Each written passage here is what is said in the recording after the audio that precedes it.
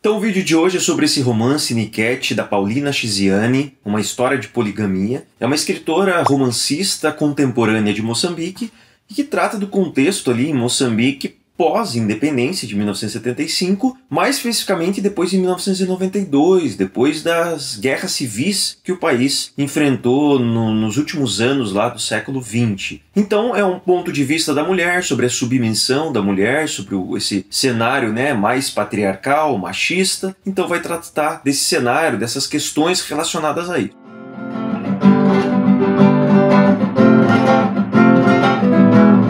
Galera, eu sou o Professor Carlos, este é o canal Prof. Carlos Muchachos, sejam todos bem-vindos, sejam todos bem-vindos. Então, um vídeo de resenha de livro, porém é importante saber que eu vou dividir em duas partes, tá? A primeira parte que eu vou fazer aqui vai ser sobre, especificamente, o enredo como um todo, as personagens, né, e a linguagem, o estilo da narrativa. O segundo vídeo que eu vou publicar na semana seguinte, depois que eu publicar esse aqui, vai tratar mais especificamente da autora, Paulina Chiziane, do contexto histórico do livro, fazendo um paralelo com relação à autora, com relação ao que é Moçambique hoje, né? Pensando ali no período final do século XX, mas começo do século XXI. Mas antes da gente começar a primeira parte, se você ainda não me segue, quiser me seguir, se você gostar do vídeo, dá uma curtida. Se você já leu o livro, coloca aqui para mim nos comentários. Se você vai fazer algum vestibular aí, que essa obra vai ser cobrada, coloca aqui para mim nos comentários também. Então essa obra ela foi publicada no ano de 2002, pensar que eu estou gravando em 2024. 1992 foi quando terminou a guerra, pelo menos a última guerra civil, aproximadamente. Pense que o livro é recente, né? 10 anos depois foi a publicação, depois desse período de guerra civil. Independência, como eu falei, de Moçambique foi em 1975, bastante recente, né? Independência, que significa isso? Quer dizer, deixou de ser uma colônia, né? Diretamente uma colônia de Portugal. A história, quase como um todo, se passa em Maputo, que é a capital de Moçambique, que fica mais ao sul do país. Tanto é que essa questão de ser sul, ela é bastante pertinente, significativa, relevante para a história, já que trata do ponto de vista da sociedade, do ponto de vista do que pensam os homens, do que pensam as mulheres, do que pensam as famílias do sul e do norte. Há uma diferença muito grande, muitas questões aí culturais, questão de religiosidade, questão de religião, questão de crenças religiosas e até mesmo com relação a povos, né, europeus que vieram em outros tempos, em outras décadas ou até mesmo em outros séculos nessas regiões de Moçambique. Então essas diferenças são todas pertinentes e importantes para a história.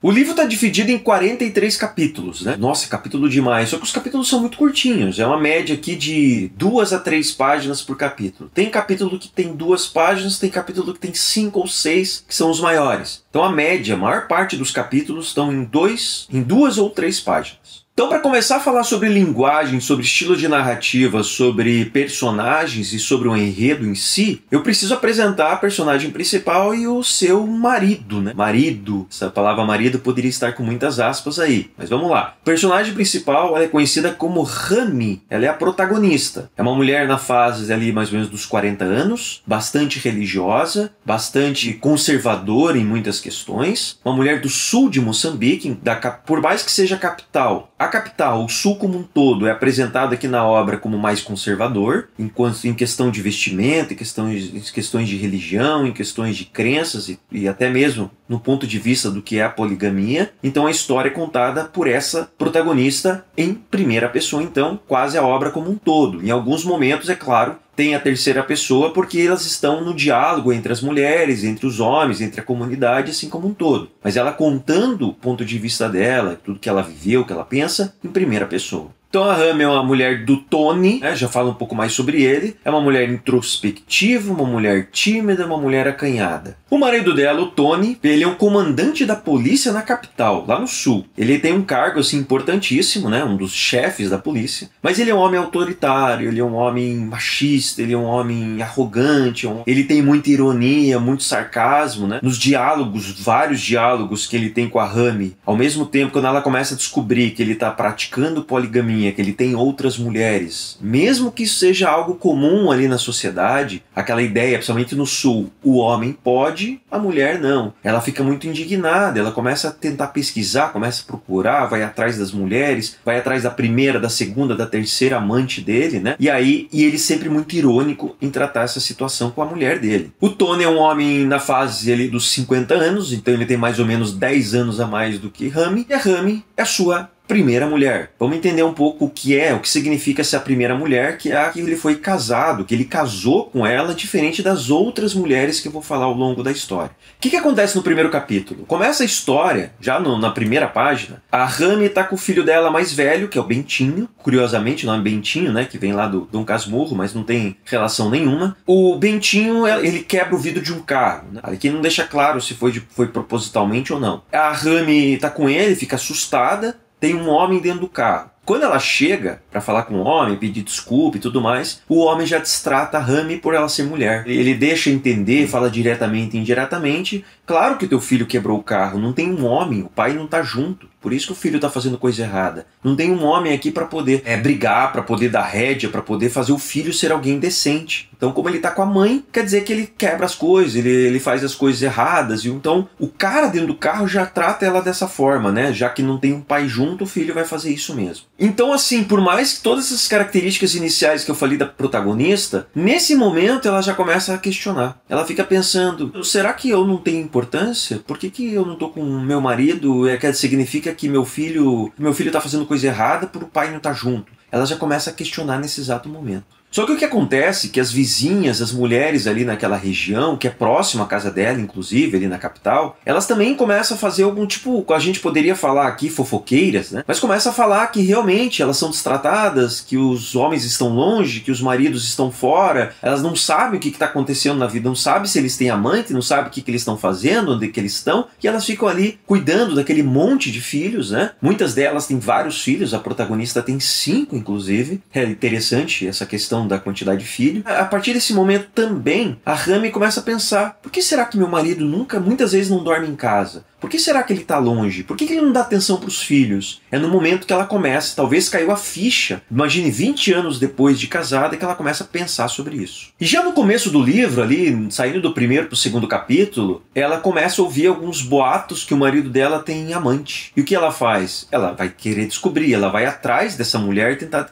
conhecer quem que é essa amante dele. Então o Rami descobre que o nome da mulher é Ju, não sabe se é Juliana, não sabe se é Julieta, mas vai até a casa dela. Chega na casa dela, bate na porta, a mulher se assusta porque a Rami chega se identificando como mulher do Tony. A mulher deixa ela entrar para conhecer tudo mais, mas já no começo ela já se estranha e já sai na porrada, mas é pancadaria.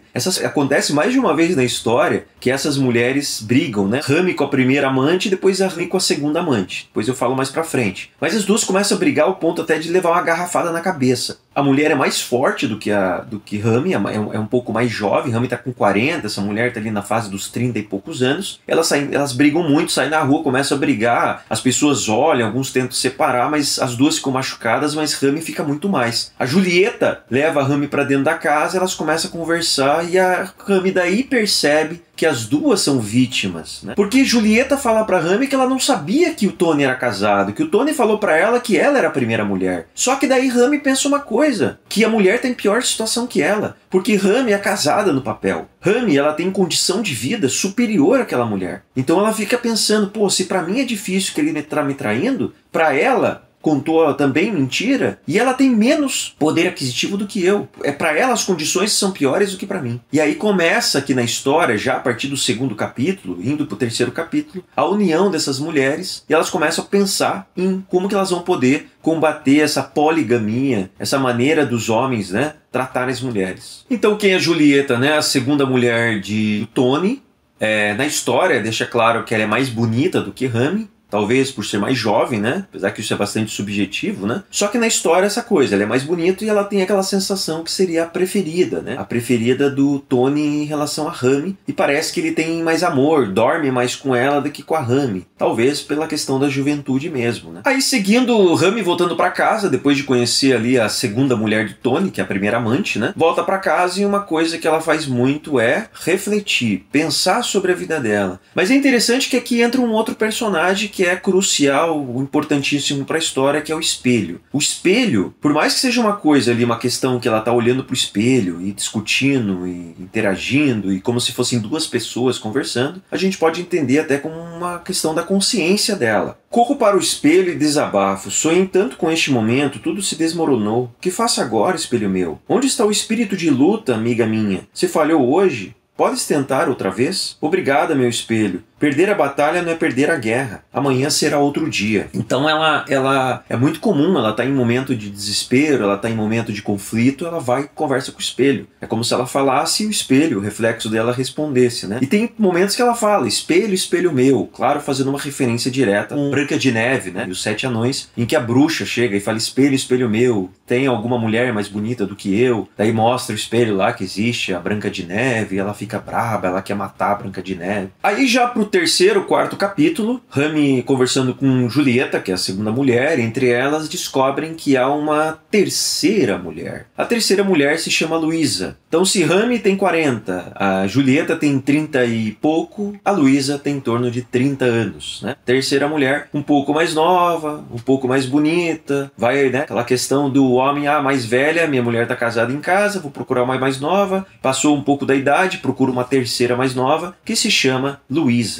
E aí Rami, Julieta, Luísa, 3 mulheres do sul, 3 mulheres que têm algumas questões muito parecidas, muito semelhantes. A Rami é um pouco mais conservadora, porque é um pouco mais velha. Julieta um pouco menos. A Luísa um pouco menos. Da mesma forma, Rami e no caso aqui Luísa também brigam, também saem na porrada. Novamente, Rami perde, mas as duas são presas. As duas são presas, estão lá na mesma cela, conversando e agora uma conhecendo um pouco mais que a outra. Surge também agora uma nova união e Rami chama ali o policial que está ali cuidando e fala, eu sou mulher do Tony, se você não me soltar, vocês vão se ferrar. O policial dá risada, estranha um pouco, sai dali, investiga, percebe que ela tem razão, fica nervoso, solta ela e Rami fala, só que você não vai soltar só eu não, você vai soltar a outra, que é a Luísa, porque ela também é mulher do Tony, se você não soltar, você também vai se ferrar. Então as duas saem juntas da cadeia. É um momento engraçado e ao mesmo tempo dramático e ao mesmo tempo bonito, revelador, em que as mulheres se unem ali na história. E agora que as 3, né,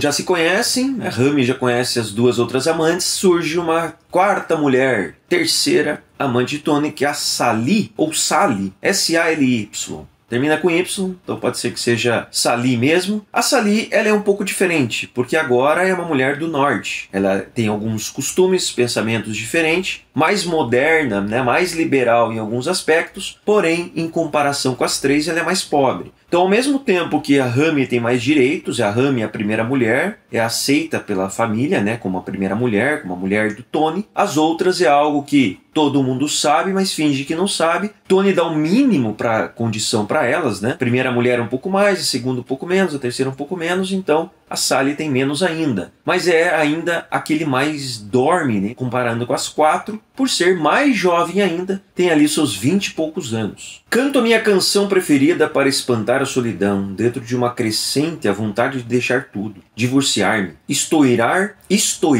estilar pelo ar, procurar um novo amor, talvez. Mas não largo o Tony. Se o deixo nesta cama, dormirão outras mulheres. Não vou sair daqui. Se eu me divorcio, meu marido vai casar com Julieta, que é a primeira, né? Ou com tantas outras. Não vale a pena sair daqui. Se eu vou, os meus filhos serão criados por outras. Comerão o pão amassado pelas mãos do diabo. Não posso sair daqui. Então essa é uma reflexão de Rami, quando ela descobre já essa quarta mulher, né, a terceira amante. Ela pensa, desde a primeira, na verdade, a se separar. Mas cada vez ela percebe que se ela se separar, ela vai ficar na rua. Ela não tem trabalho, ela é dependente do marido 100% do tempo, ela tem 5 filhos para criar. E é interessante pensar que a Julieta também tem 5 filhos. O Tony, a outra mulher tem mais alguns e a quarta mulher também tem filho com ele. No total aqui, dessas 4 mulheres, são 16 filhos. E é interessante que o número 16 é posto na obra como 16. Tem a letra A ali, né? Uma forma de escrita diferente lá do português de Moçambique. E pensando ali no final do século XIX, ainda se manteve algumas palavras um pouquinho diferente da forma de escrita, que eu vou falar mais adiante quando eu falar da linguagem. Quando Rami começa a saber sobre essas traições, ela conversa com Tony. E alguns dos diálogos, eu vou ler um trechinho aqui de um deles. Traição é crime, Tony. Traição? Não me faça rir. A pureza é masculina e o pecado é feminino. Só as mulheres podem trair. Os homens são livres, Rami. O quê? Por favor, deixe-me dormir. Mas Tony, sacudo-o furiosamente. Tony, acorda. Tony.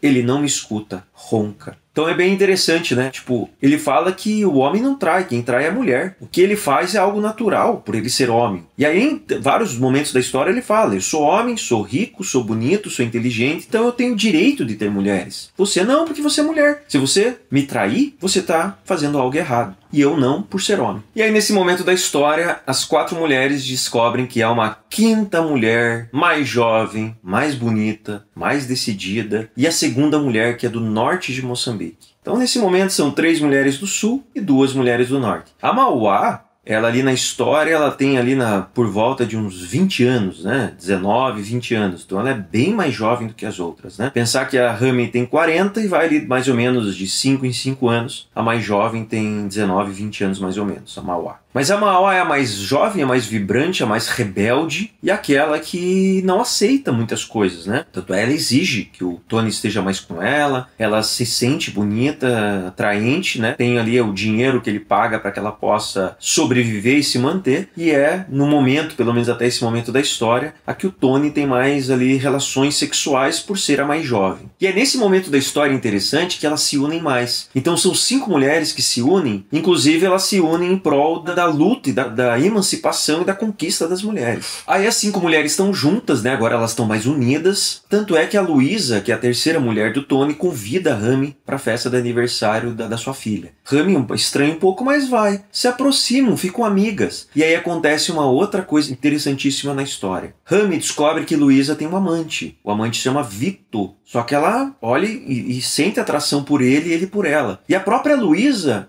contribui para que os dois tenham relação sexual. Então, Rami e Vito vão lá para o quarto, têm relação sexual. A Rami se entrega, se sente muito bem, porque ela pensa, é mais ou menos uma forma de vingança contra o marido, só que ela adora aquela relação que aconteceu ali. Só que ao mesmo tempo, quando ela vai falar com a Luísa, depois do ato, a Luísa fala: tudo bem, ele é meu amante, mas agora você é casada com Tony e tem um amante, que é o Vito, que é o meu Vito, agora é seu também. Eu sou mulher, sou a 2ª mulher do Tony e tenho o Vito como amante. Agora a gente tá igual. Uma coisa meio que uma certa união entre elas de uma outra forma. E aí um próximo capítulo interessantíssimo também é o aniversário de Tony. O que a Rami faz? Convida todas as mulheres e todos os filhos para ir para o aniversário. Tony chega de surpresa, as 5 mulheres estão na casa dele, uma casa grande, né, com espaço grande, com jardim, e todos 16 filhos. Ele fica espantado, a mãe de Tony, que é a sogra de Rami, fala que ele tem que tratar todas bem, porque todas são mulheres deles, todas são filhos dele, mas aceita, pensa sim que a mulher casada tem mais direitos. Mas elas conversam com Tony sobre a questão do lobolo, para ele possa lobolar. O que é lobolar? O que é lobolo? É que todas as mulheres tenham condições iguais. Todas têm um tratamento direito, todas se vistam, todas se alimentem bem, todos os filhos tenham condições boas de vida e que as mulheres todas têm direito de serem bem tratadas. Aí no capítulo seguinte, além disso, elas questionam ele no sentido de que, além de ele ter que tratar bem todas essas 5 mulheres, ele tem que satisfazê-las todas sexualmente. Elas fazem um calendário ali bem interessante que ele vai ter que ficar uma semana na casa de cada uma. Então ele vai ficar mais ou menos um mês, né, em alguns dias sem visitar alguma. Só que aquela semana inteira que ele começa com a Rami, que é a titular, ele vai na ordem: Julieta, Luísa, Sali e Mauá. Uma semana com cada uma, e todas entre elas, quando elas se reencontram depois desse acordo, elas perguntam: e aí, ele tá dando conta? Ele tá conseguindo? Por que elas fazem isso? Porque tem uma questão dentro da cultura também: se caso o homem não der conta, elas têm direito de procurar um amante. Então isso é interessantíssimo, é uma coisa que elas começam a jogar com ele. Você vai ter que dar condições boas para todas as 5 mulheres, vai ter que dar relação sexual boa para todas as mulheres, e se a gente conversar entre nós e perceber que você não está dando conta, a gente vai procurar um amante. E aí pensa, né, o homem ali, dentro daquela cultura, daquela realidade, deixar visto que as mulheres estão procurando outros homens porque ele não dá conta. Imagina o desespero. Diante de tudo isso, ele fica nervoso e foge, ele sai de perto delas e vai embora. Aí, mais ou menos do capítulo 15, 16, é quando a gente percebe a emancipação das mulheres. Entre elas, elas discutem que elas precisam trabalhar. Caso Tony largue elas, por alguma razão, queira se separar, ele morra, elas não vão para a rua. A única que vai ter alguma condição é a casada. E a própria Rami luta por isso, pelo direito das outras. Então elas começam a trabalhar. Uma trabalha com cabeleireiro, outra abre uma lojinha para vender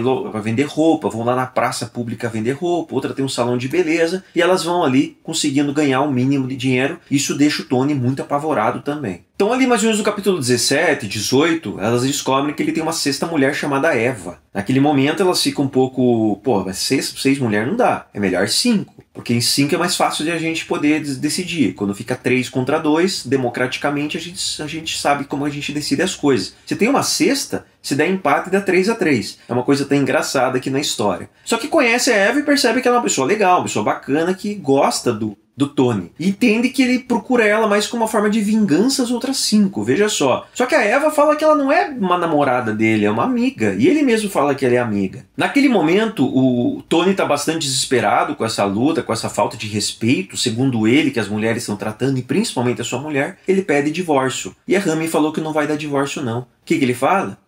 Ele foge e vai embora. Nesse momento, já no capítulo 21 aproximadamente, falam que encontraram o corpo dele. Que ele estava ali perto de uma ponte, que ele foi atropelado, foi morto, e quem é tida como culpado é a Rami. A família do Tony diz que ele se matou, ele morreu atropelado, né? Saiu desesperado por causa do tratamento de Rami com ele. E ela é tida como culpada. O que acontece? Toda a família do Tony tira tudo dentro da casa dela. Ela fica ali na casa com tudo vazio, sem nada, e aí vai acontecer um marco aqui na história, uma coisa muito violenta que acontece na história, que é de tradição também desses costumes, que se a mulher ela perdeu o marido morreu, o que seja, ela é pertencente à família do marido. Então o que acontece? O irmão do Tony, o Levi, seria o irmão depois dele em idade, ele vai poder ter relação sexual com a Rami como uma forma de trazer, né, que ela seja ainda mais pertencente à família. Então ali mais ou menos no capítulo 28, 29, a Rami vai ter relação sexual com Levi, que é o irmão de Tony, como uma forma de purificação, para lavar a sua alma. Então ela toma um banho, né? O nome disso é Kutinga, ela passa por esse processo e ela vai agora se purificar e ter relação sexual com o irmão de Tony para lavar a sua alma e ela ser pertencente à família, né? E poder ser explorada da forma que for. Já que ela foi casada com o irmão, ela pertence à família. Só que Levi deseja muito Rami, ele tem muita vontade,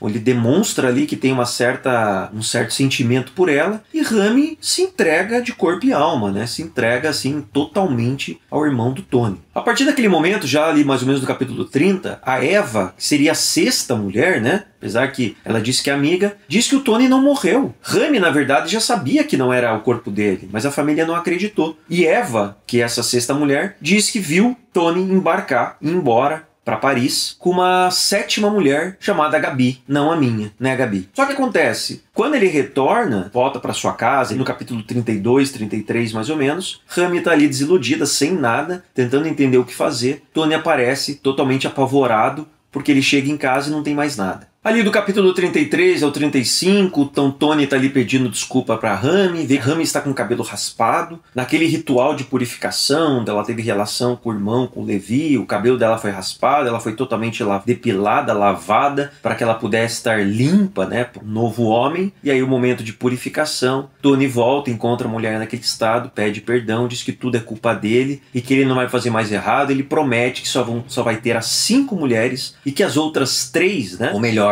as outras 2, Eva, Gabi, depois vai surgir uma terceira, diz que só são amigas. É um momento de desespero do Tony. No capítulo seguinte, a Luísa, que é a Lu, que tem lá o Vito, que é o seu amante, né, que teve relação também com a Rami, ela pede o divórcio, diz que vai casar com Vito. Tony diz que não vai dar, porque ele é homem, ela pertence a ele, então ele não vai dar esse divórcio. E na verdade, né, é um casamento mais, entre aspas, porque não é o casamento igual da primeira mulher. Rami consegue insistentemente convencer Tony a ir ao casamento de Lu. Ele vai, porque acha que ia ficar pior se ele não fosse. Ele vai como um homem corajoso, já no capítulo 37, 38 aproximadamente. No próximo capítulo, capítulo 40, deixa claro que Tony está mais preocupado, porque as mulheres estão se separando, as mulheres estão lutando pelos seus direitos. Todas elas trabalham agora e não dependem mais dele, ele não se sente mais um homem que ele era para a sociedade. E aí elas têm uma ideia, já que agora elas vão poder realmente ter outros homens, porque ele não está dando conta das mulheres, elas conversam entre elas, surge uma sexta mulher, que no caso, sexta que seria a oitava ou nona, mas ali seria sexta no sentido dele ter essas 5, né? Dizer que agora só tem essas 5 principais. Elas chamam uma moça ainda mais jovem, na fase ali dos 17, 18 anos, chamada Saluá.